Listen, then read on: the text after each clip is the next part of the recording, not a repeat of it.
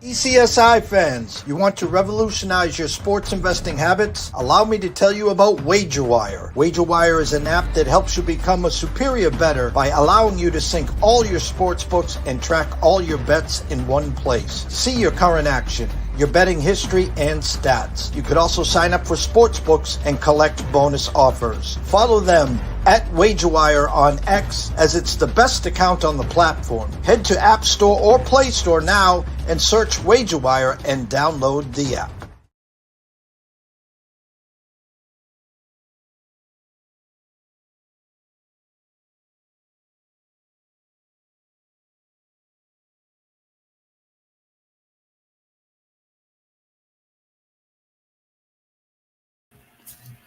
Hey, welcome to the show today. My name is Scott Webb. A lot of people know me as Beam 'em Up Scotty, I guess, on some of the platform here and some of the different things.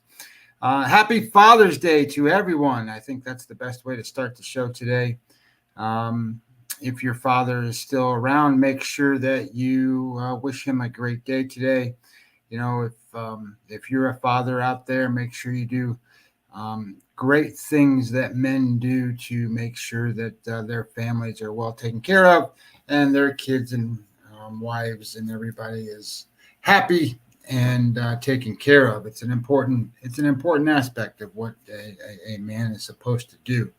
So as we get into the games today and kind of looking at stuff, there was a couple of spots today that I wanted to bring out and talk about, because one of the things that I think is important in handicapping baseball is the importance of time.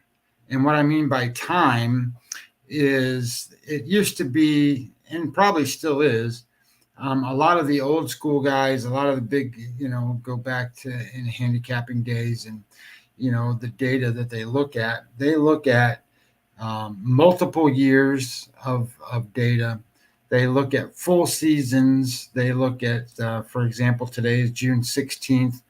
They're looking at what a pitcher's done for the whole year, and they are making sure that they get enough repetitions to utilize that data and have it be qualified as good. So less is not good for a seasoned veteran old guy. Okay, so I'm a seasoned veteran old guy these days, but I don't have that same philosophy, and I'll tell you why. So the first thing is, Major League Baseball betting is two things in a nutshell. One, it is understanding what a mean average is, right? So a pitcher is going to have a standard performance. Batters are going to have performances. Teams are going to have performances. But they play 162 games. So they're not always going to be at that steady level average performance number. So you're going to have times where they are above that number or below that number. So they're going to either regress from where they have been, or they're going to progress to where they should be. And that's number one. So baseball is a lot about that, and when you're betting these games.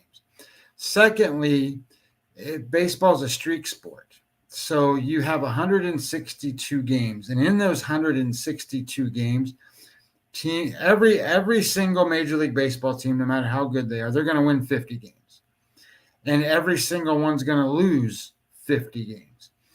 And it's kind of what they do in that's 100 games. It's what they do in that other 60.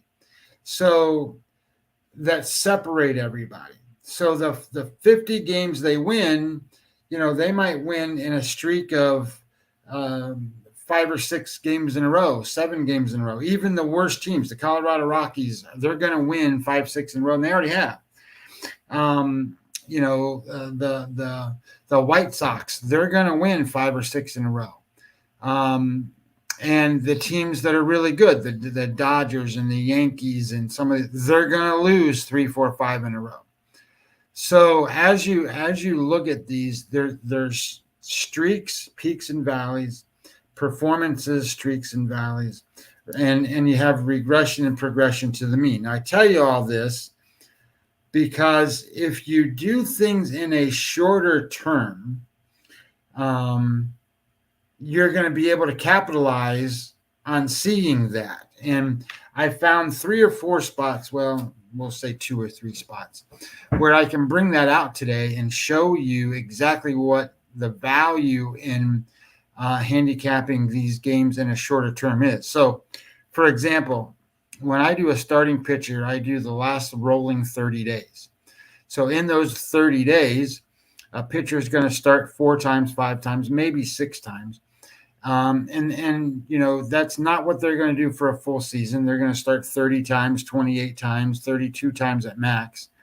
So when you figure out kind of where they're at, that 5, we'll just say 5 times is 1/6 of their season. That's a good enough segment of time to figure out where they're at that moment, because that's what you want to do. You want to bet a pitcher and what they're doing at the moment, not what they did on April 1st or in the middle of April. It's June, right? Not 2 months ago. We need to know where they're at today. Hitters, I use in a way shorter time frame. They're 7 days. They go so fast and turn things over so quick that, you know, it's a 7-day cycle for batters, and relief pitchers is 14 days. And the really reason I use 14 days is because if a bullpen gets blown up, it takes several games to even out that blow up segment, because they don't pitch enough innings. So anyway, point being is we've got a couple things that way to talk about today. The first game I wanted to talk about is let me go flip one over here for a second. Hey, Sean Alvarez, how you doing, brother? I appreciate you jumping in. Happy Father's Day to you. So I wanted to talk about the St. Louis Cardinal game for a second, because that's the first game that has one of these scenarios. And let me flip it to my data spots here on my computer so I can talk to you and give you a really good indication of what I'm talking about. So we have Miles Michaelis today, and he's facing Jameson Taillon. And for a full season, when you look at where Miles Michaelis is, his winning percent added, WPA number, is minus 33, which is not very good. That means he's making more mistakes. He puts the ball in positions to get hit. He's making more mistakes than he is quality pitches over the course of a season. So why is it important to look at it on the course of a season? Because in the last 30 days, these guys recognize that, the coaches, the managers, the pitchers, the players themselves, they go, oh my God, I'm not doing very good. Let me figure out how to do this. Let me make some adjustments. Let me make some changes. And over the last 30 days, he's a positive 0.63, which means he's in the best 25% of all of baseball right now, currently, his performance today, in putting the ball in the right place, getting outs, not making mistakes. Whereas for the season, he's not good. But over his last 30 days, he's made adjustments. And because he's made adjustments, and you look at these things in a course of 30-day span, he's got an xFIP number of 373, a Sierra 369, a FIP number 387. Those are all average, but close to being better than average numbers. But prior to that, all of those numbers were in 4s and 5s, where he's given up a lot more runs. So this is a pitcher who has made an adjustment to what he's doing, and that adjustment is working.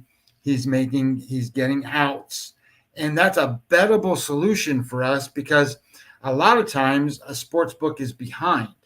So in this particular matchup, his walk rate is 1.5. It's 25% to the good of all of Major League Baseball. He's doing really well there. And the other thing that, you got to look at is you can't lose games if you don't allow guys to get on base. His whip rate is 0.73, and his batting average against is 162. So these adjustments that he's made are outstanding, and his performance is phenomenal. Currently, and he's facing a team in the Cubs, and the Cubs offense, they rank 22nd, and they rank 29th in ISO. Now, again, ISO is isolated power, and that's an important number to look at. And that's because that's what teams try to do, right? We talked about it a couple of days ago. What they're doing now is they get 2 walks and they hit a home run. They get 3 runs. They get a base hit. They try to hit a home run. They're trying to score multiple runs per inning or any opportunity they can, because they don't want to string together 2, 3, 4. They will. They don't want to. They don't want to string together 2, 3, 4 hits to score 1. It's too hard. They have to work real hard to score that run. Remember, 40% of all runs scored today come from the home run. So if you can look at a team's offense and just kind of classify powered extra base hits, damaging blows, it's the ISO number. That's an important number. There's 30 teams in Major League Baseball. The Cubs rank 29th. So I like the idea here that you've got a pitcher that's made these adjustments. He's putting the ball in great spots. He's getting outs. He's doing it on a repeated basis, so much so that his good stuff outweighs his bad stuff, and it puts him in a position where, as an underdog, which is what they are today, I think they have a good shot. So Taillon is he's got a 4.09 xFIP today. Sierra's 4.17. So he's a half a run worse than where Michaelis is. So the other thing that was interesting in this game, we just said, you got to get on base, right? Well, the on base whip rate for Taillon is 1.50. That's in the worst 25% of all of baseball pitchers currently. So he's allowing 1.5 guys on base per inning is what that means. So if you get 1.5 guys on base per inning, there's a good chance that you're going to have a home run or 2 hit, and all of a sudden now you're behind and you got to play catch up. And I'm not so sure that the Cubs offense is designed to play catch up. They might be a decent front runner, which most offenses are these days. But I think that you look at that and you go, well, that's a pretty good matchup right now, and the situation matches up pretty good. And here's another thing. We talked about SOPS plus the other day. S is all it is a predictive measure. OPS plus is 2 things. It's on-base percentage plus slugging percentage, and this is weighted out on a scale of 100. So 100 is average. If it's a plus 110, it's 10% better than average. If it's a 10% worse than average. If it's a 90, it's 10% better than average. And the plus just means that it's calculated based on field conditions. So it puts it all that together so that you don't have such a dynamic in Colorado or Arizona or some of these other places that would create a lot of runs. So Miles Michaelis in the last 28 days, and this is another perfect example of why you'll do things in scale. On the season, he's a 115. That means he's 15% worse than an average pitcher at controlling on base and slugging for the opponent. In his last 28 days, he's a 55. He's 45% better than an average pitcher in his last 28 days. So he's made some big adjustments, and those big adjustments are working out for him. And Taillon is 113 in his last 28 games. So he's 13% worse at controlling the opponent's offense. So in this particular matchup, I kind of like, I shouldn't say kind of, I like the idea that the St. Louis Cardinals are the underdog. It's a rivalry matchup. They're going to play hard. And you have a better pitcher in Michaelis than you do in Taillon. And not only that, the back end of this game, you run into St. Louis ranked 15th in bullpen, and the Cubs ranked 29th. Again, there's 30 teams. So you've got a bad situation for Chicago in this game. Now, this game has a total of 10.5. The wind's blown out. in Chicago. So that means should be some runs based on fly balls. And, you can look at the fly ball percentages to kind of get an idea, too, of what's going on here. And Miles Michaelis gets 40% ground balls, and Tyon gets 37%. So it's a better spot here, I think, for Miles Michaelis all the way around. And in terms of the betting line, when I looked at it earlier today, there we go. The number opened at minus 130. Bookmakers got 122. South Point's 120. Superbook's 120. Circus 120. So I think you got value as the dog here. And I would tell you, as a play, you should be on the St. Louis Cardinals.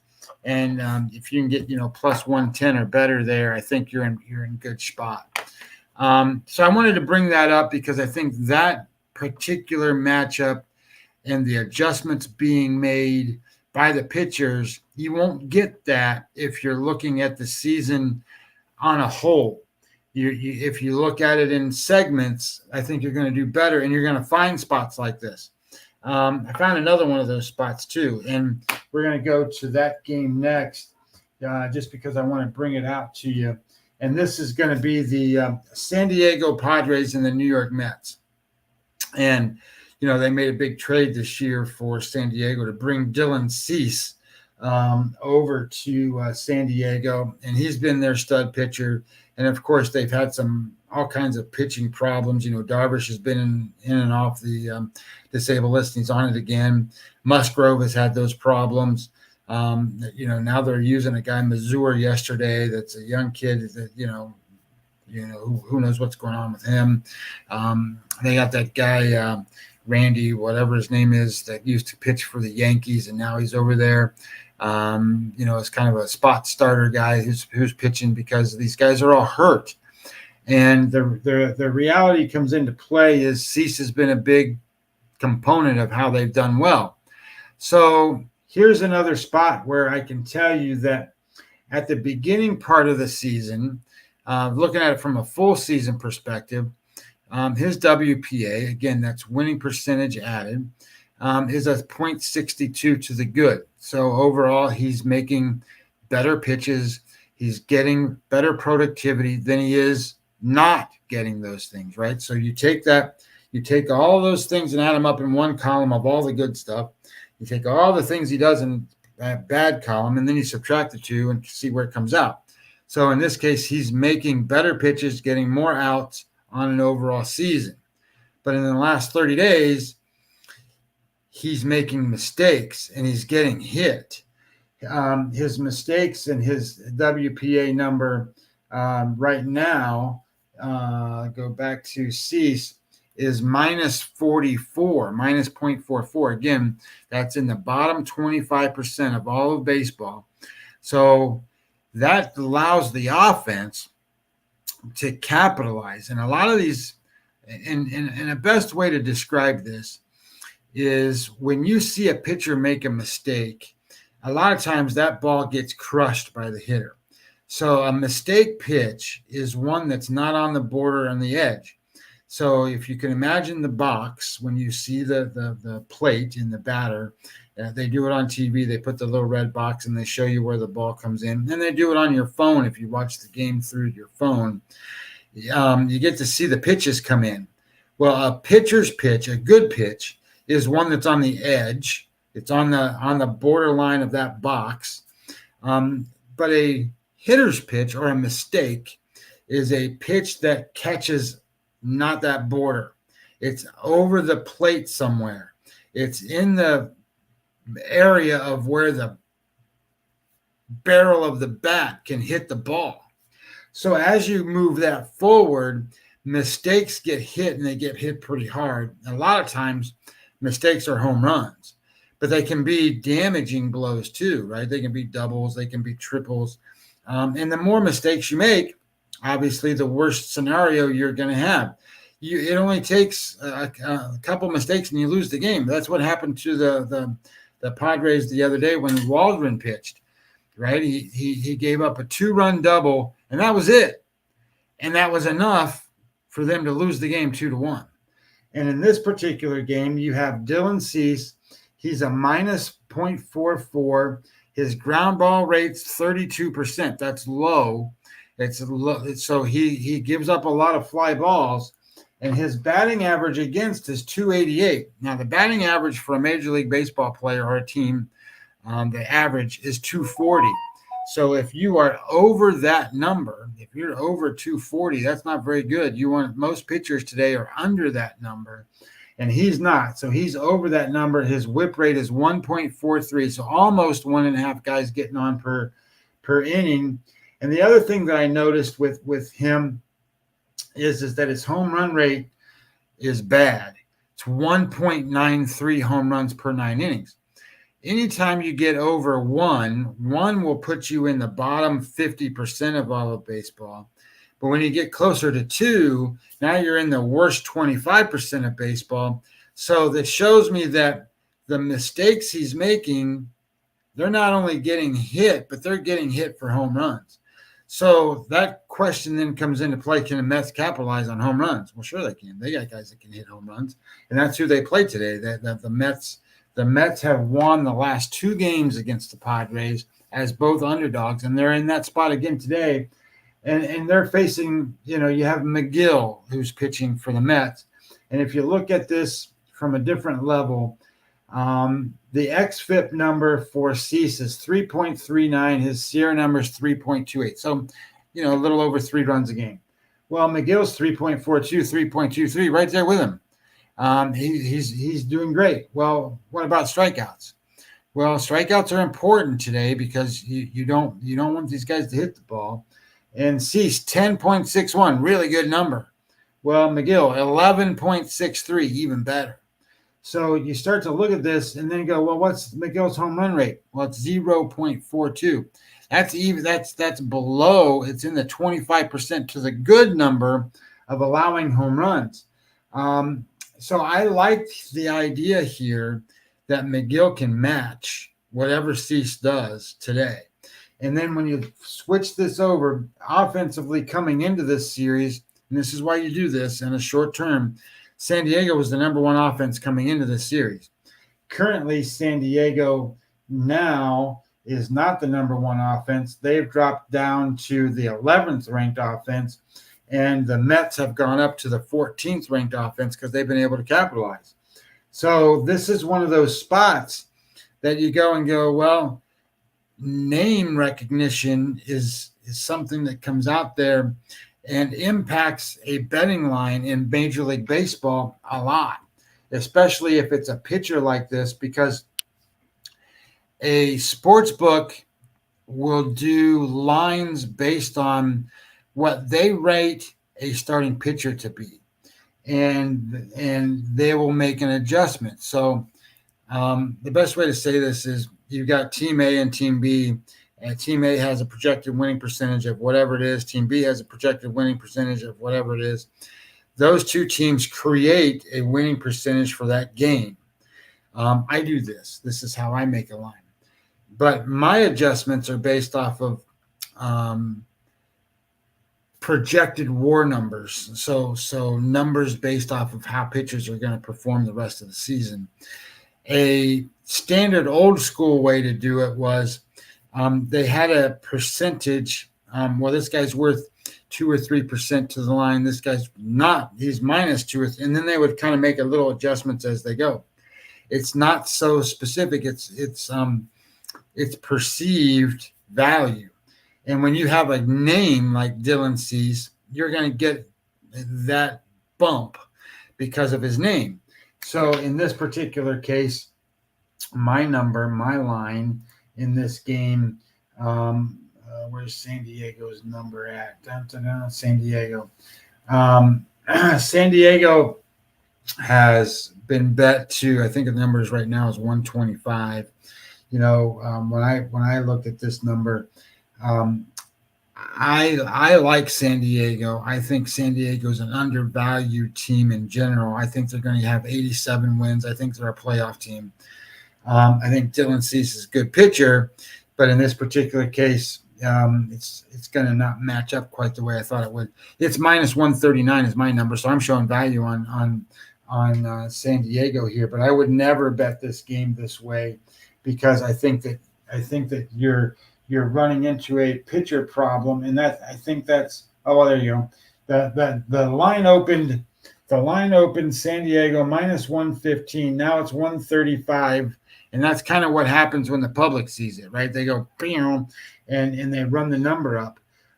So as you kind of go through this with me, you'll see some of these things that come out, and your betting value in this particular case, I think the line's probably at 135. It's probably about where it's supposed to be, and I think that if you wanted to take a shot on the Mets, that would be a sweep for the Mets. But I think you can. I think the Mets, the Padres haven't been hitting at all. I think they've only got 3 or 4 hits in each of the last 2 games. Merrill has hit a home run for the Padres in each of the last couple of games, but that's the only guy that's doing anything for the Mets or for the Padres currently. And Machado needs to start going again. Tatis has cooled down just a little bit. He was carrying that team for a while. But if you got Merrill as the guy who's carrying the team, I think you're running into a little bit of a problem for the Padres. And the Padres got to try to do 2 things. One, they got to stay ahead of the Diamondbacks and the Giants, and then they got to position themselves where they can be in the wild card race and the wild card hunt pretty solidly. I think over the course of the season they will, and I think once they get their pitching back, I think they'll start being more dominant on a daily basis, so they can win series instead of just one game here and there. So I think that's what you're going to see with the Padres. So if I was to play this game, one of the things I want to try to share with you is I'm going to show you certain spots like this spot where I said, hey, Dylan Cease isn't the same pitcher he was. So if you still see value in the play, bet it. But at the line that where it's at, I think it's the value's gone. There is no value here. A lot of times when there's no value there, you want to play on the underdog, because I think the underdog then creates the value for you. And in today's baseball, all you need is to figure out who's going to make the most mistakes as a pitcher, and can my offense capitalize on that? And then we just talked about it. Dylan Cease mistakes go for home runs. They don't just go for hits. So if I'm playing this game, which I'm not, that's just value, just up front. I'm not playing it. But the point of the exercise today is to share how it kind of works and what you're looking at.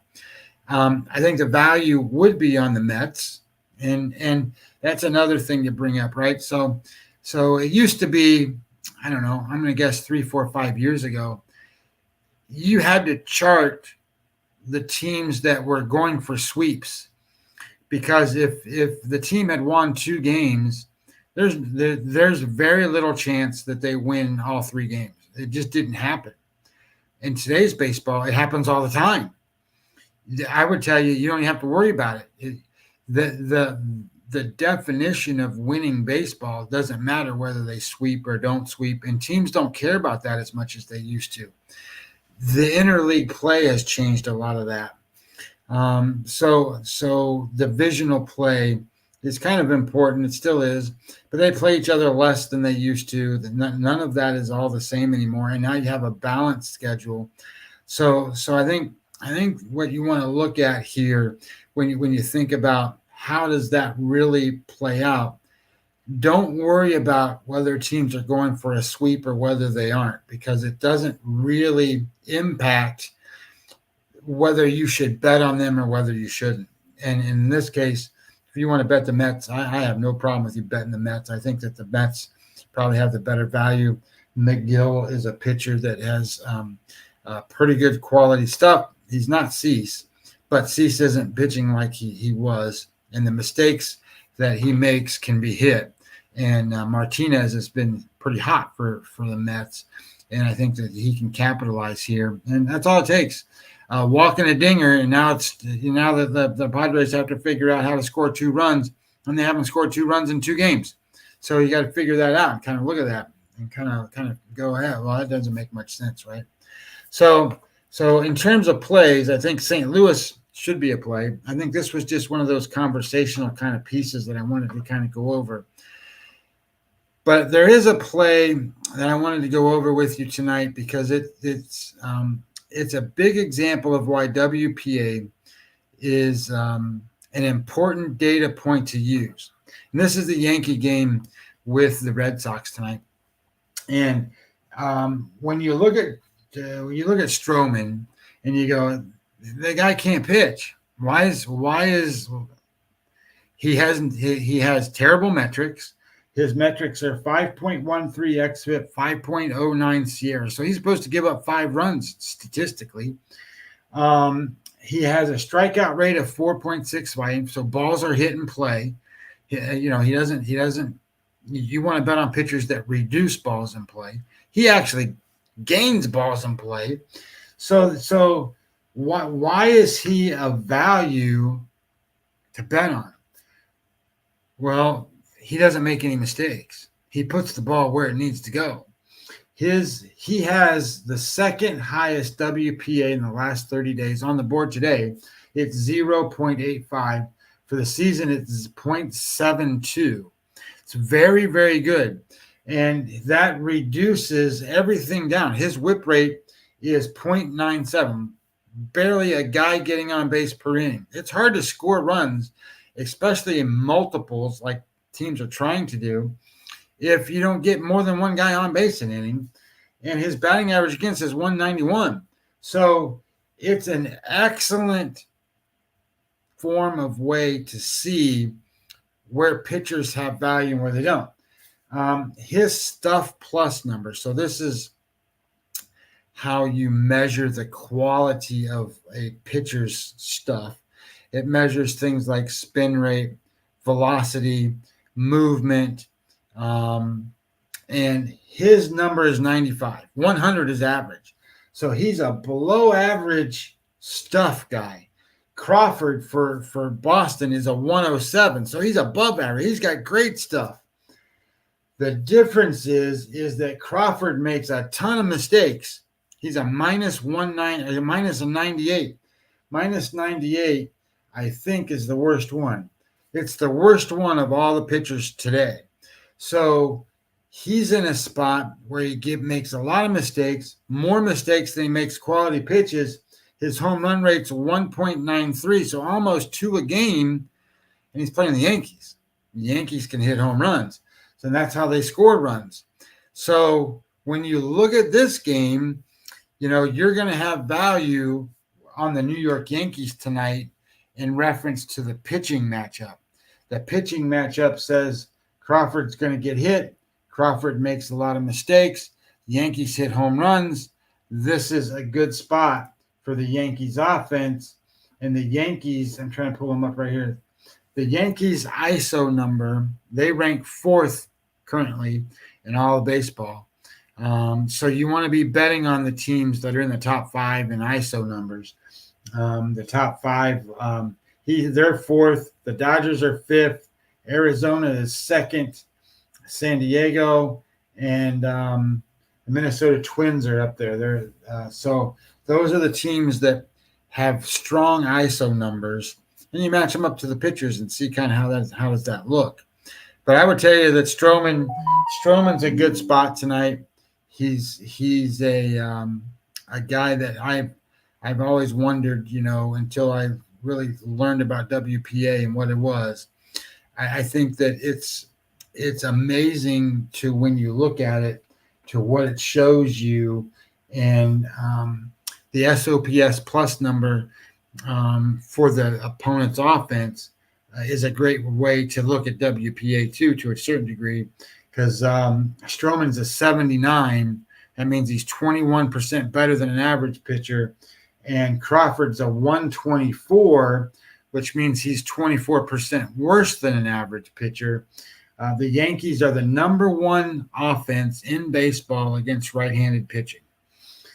So I like the matchup. I think that Stroman's the right side tonight, and I would be on the Yankees. So in terms of a couple plays, I gave you the St. Louis, I gave you New York, and I'm going to give you one more just to make sure you get 3 on the show. And this one's a total. I'm gonna go to a game here where I think it's important to kind of get a concept, right? So you have Miami plays Washington today. The total's 8.5. This is Luzardo and Parker, and they're both left-handed pitchers. So that matters in this circumstance because when you look at what Miami is minus 34% to a average offense against left-handed pitching. That's really bad. They're 34% worse than an average offense. The Nationals are 20% worse than a average offense against left-handed pitching now. So this really sets up. We got two left-handed pitchers. Okay, so let's see what the quality of those guys look like because both of these offenses, they're not good against left-handed pitching. So pitching, well, the Marlins are scoring 2.3 runs a game. They rank 30th in offense. The Nationals are 13th in offense. That's because they scored a couple of times against the Nationals the other day. They had a big game. And here you have a good spot for Parker. So Parker, I think, is overrated for a lot of reasons. But first two starts he made was, I think, once was against the Dodgers. And then I think he pitched against like the Phillies or somebody and pitched really well in both of those games and set us up for a pretty nice season. His game score for the season's a 54. His last seven's a 51. So he's just an average pitcher. That's what he is. But his last start was a 42. And when a pitcher makes a below average start, we talked about this at the beginning, their progression number should be up there. So if his average is a 54 for the season, or say his last seven's a 51, he threw a 42. We don't think he's going to throw a 51 because if he take 51 and 42, add them together, that's 93. Divide that out, that's 45. So he should throw above the number so that his last two then become that 51. So he should throw somewhere higher. He should throw closer to a 60. That's a great score. That's a great outing. Luzardo, his last three starts are a game score 40. His last seven starts is a game score 57. So he's still on the uprise to get his performance back to where he has been. So I think you get two quality starts today. I think you have offenses that don't match to being able to hit these two pitchers. So I think that what you run into is you run into an under. The total was 8.5. I think the under in this game is minus 115. So I think you have a little bit of value here in the under in that game. So that's how I would play this game is Miami under 8.5, Miami, Washington under 8.5.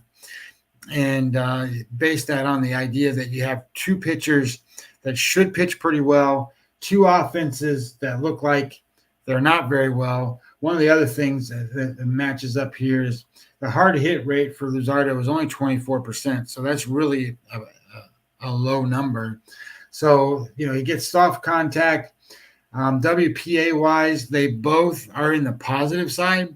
So 0.25 to the positive for Luzardo, 0.06 for Parker means they make more quality pitches than they do less quality pitches.